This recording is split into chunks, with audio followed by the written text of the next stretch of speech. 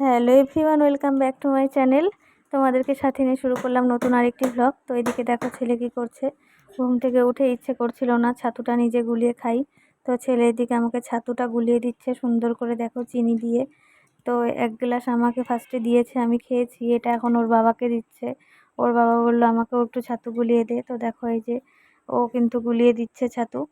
তো যাই হোক, বড় হয়ে গেছে আর কি, এখন সব কিছুই মোটামুটি পারে, যেটা বলা যায় সেটাই করে করে দেয়। বেশ মজা পায়, আনন্দ সহকারে কাজ করে। তো দেখো হাসছিল, আমি একটু ভিডিও করছিলাম জন্য। তো আর আর দেখে যে আমার শরীরটা ভালো না, কোনো সময় নিজেরটা নিজে করে খেতে ইচ্ছে করে না, নিয়ে খেতে ইচ্ছে করে না। তো তখন এই যে ও আমাকে এরকম ছাতু গুলিয়ে দেয়, কোনো সময় ফল দেয়। তো এই যে দেখো এটা ওর বাবাকে দিচ্ছিল সকালবেলা। পড়তে বসেছে, বসে আবার উঠে এখন আমাদেরকে ছাতু দিচ্ছিল। তো যাই হোক, এদিকে তোমাদের দাদা বাইরে গিয়েছিল, দেখলেই তো। তো বাড়িতে চলে এসেছে, আর নিয়ে এসেছে হচ্ছে বাদাম, তারপরে নিয়ে এসেছে হচ্ছে আপেল, আর এটা হচ্ছে মৌসম্বি লেবু, আর নিয়ে এসেছে হচ্ছে আম। তো এখন তো ফল প্রতিদিনই বলতে পারো মানে আমার রুটিনে থাকে, একদিনও আর কি বাদ যায় না। যেদিন হয়তো তোমাদের দাদা সময় পায় না আমাকে কেটে কুটে দেওয়ার, সেদিনই হয়তো খালি বাদ যায়। আর আমার না একা একা ফল নিয়ে কেটে কুটে খেতে ইচ্ছে একদমই করে না। যদি কলাটা ঘরে থাকে তাহলে কলাটা তো ছুলে খেতে হয়, ওটা খাই। কিন্তু এই আম, তারপরে মৌসম্বি লেবু, আপেল, এগুলো একদমই কেটে কুটে খেতে ইচ্ছে করে না, মানে শরীরে না এনার্জিই পাই না যে খাবো কেটে কুটে। আবার যদি তোমাদের দাদা দেয় বাটিতে করে তাহলে আবার বসে বসে খেতে ভালো লাগে। তো যাই হোক, ও দেখছিল যে কয়েকটা আম না একটুখানি নরম নরম দিয়েছে, তো আমি বলছিলাম সেগুলোকে ওপরে রাখো, আগে খেয়ে ফেলতে হবে, নয়তো নষ্ট হয়ে যাবে। তো এই আর কি। তো চলো এখন দেখাই কি কি রান্নাবান্না আমি করছি।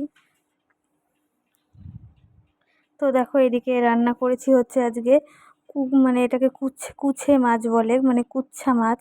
তোমরা কি বলো জানি না, আমরা তো এটাই বলি। এই মাছটা খেলে প্রচুর রক্ত হয়।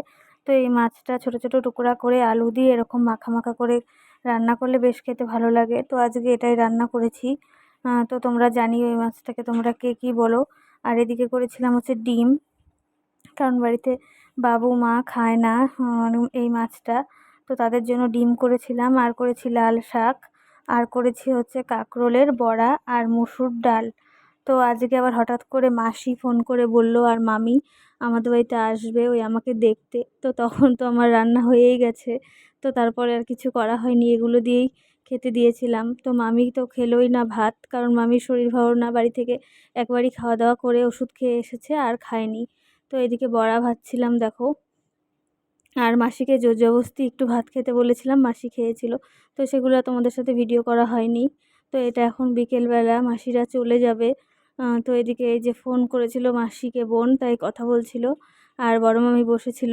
তো বড় মামিকে বলছিলাম তুমি এসেছো, কিছু না খেয়ে গেলে মন খারাপ লাগবে। তো আম দিয়ে মামি ওই জন্য মুড়ি খেয়েছিল, আর ভাত খেতে বলেছিলাম খায়নি। তো যাই হোক, মামিদের সাথে বেশ অনেকটা সময় বসে বসে গল্প করলাম খাওয়া দাওয়ার পর। তারপর সন্ধেবেলা দেখো মামি নিয়ে এসেছিল দই মিষ্টি, তারপর আইসক্রিম, মাসি আর মামি। তো আইসক্রিমটা আনার সাথে সাথেই খেয়ে ফেলেছিলাম। আর এখন সন্ধেবেলা খাচ্ছি দই আর মিষ্টি। তো বাড়ির সবাইকেও দেবো, আর এদিকে আমিও নিয়ে বসেছি খেতে। আর ছেলে নেই, ছেলে গেছে পড়তে। তো যাই হোক, একটু রিলস বানাচ্ছিলাম আর ফটো তুলছিলাম ছাদে গিয়ে মামিরা চলে যাওয়ার পর। তাই দেখো চোখ মুখগুলো এরকম লাগছে, কারণ একটু কাজল টাজল পরেছিলাম। আজকে বেশ এনার্জি ছিল শরীরে, মনে হচ্ছিল যে কয়টা ফটো তুলি। তো ফটো তুলেছিলাম, তো সেগুলো শেয়ার করব তোমাদের সাথে পরে। আর মামিরা যখন আমাদের বাড়িতে ছিল তখন বিকেলবেলা চা বানিয়েছি। তো বিস্কুট দেখি নেই ঘরে, মেরি বিস্কুট ছিল কটা। তোমাদের দাদাকে দিয়ে পাশের দোকান থেকে বিস্কুট আনিয়েছিলাম, টোস্ট বিস্কুট। একদমই বাজে, কি গন্ধ, খেতে পারেনি মামিরা। তারপর মামিরা চলে যাওয়ার পরেই তোমাদের দাদা বাইরে গিয়ে আবার দেখো এই বিস্কুটগুলো এনেছিল। এই বিস্কুটগুলো এনেছে খুবই টেস্টি, কর্নফ্লেক্স দেওয়া। তো এরকমই হয়, লোকজন যখন বাড়িতে আসে তখন ভালো কিছু থাকে না, শেষ হয়ে যায়। আর যখন লোকজন চলে যায় তখন আবার সমস্ত কিছুই থাকে। তো চলো আজকের ভিডিওটা এখানে শেষ করছি, টাটা।